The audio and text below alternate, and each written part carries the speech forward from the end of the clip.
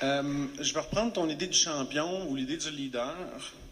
Sur les anciens ou ceux qui sont abonnés à Claire ou qui sont venus souvent, vous vous souvenez peut-être d'une vidéo où, je pense que c'est Mario qui nous l'avait présenté, il y avait un jeune homme qui commençait à danser, il avait vraiment l'air fou, mais il persévérait, il continuait jusqu'à ce que ça devienne un mouvement.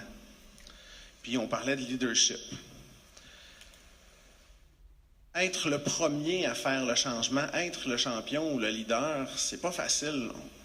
Vous vous sentiez comment quand vous avez fait des changements puis que c'était votre tour d'être le leader ou votre tour d'être le champion? Puis qu'est-ce qui vous a persuadé de faire ce changement-là? Moi, le changement, pour faire le point là-dessus, comme je le vois, pour le faire rapidement, je pense que tout va tellement très vite, tout de suite.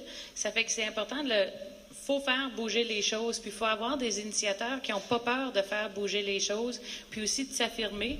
Puis souvent, développer nos passions, ça peut paraître un peu égoïste. Ça peut paraître comme si on veut seulement pour nous, mais souvent, moi, la première chose que je suis en me levant le matin, c'est une mère de famille.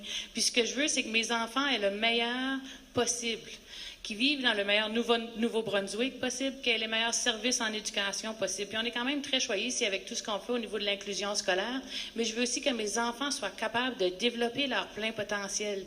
Puis pour faire ça, avec des enfants qui peuvent avoir des troubles d'apprentissage ou qui détestent l'école tout de suite, il faut pouvoir faire bouger les choses. Ça fait qu'il faut vraiment ressortir les belles choses qui sont faites un peu partout, puis pas avoir peur de foncer.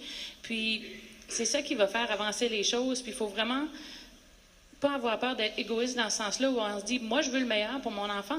Je veux le meilleur pour mes enfants. Je veux le meilleur pour les amis de mes enfants. Je veux qu'ils soient vraiment bien dans le système.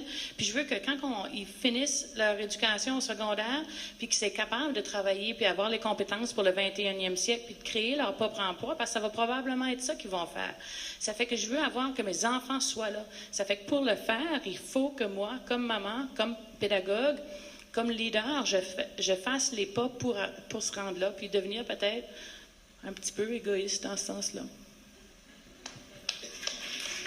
Merci.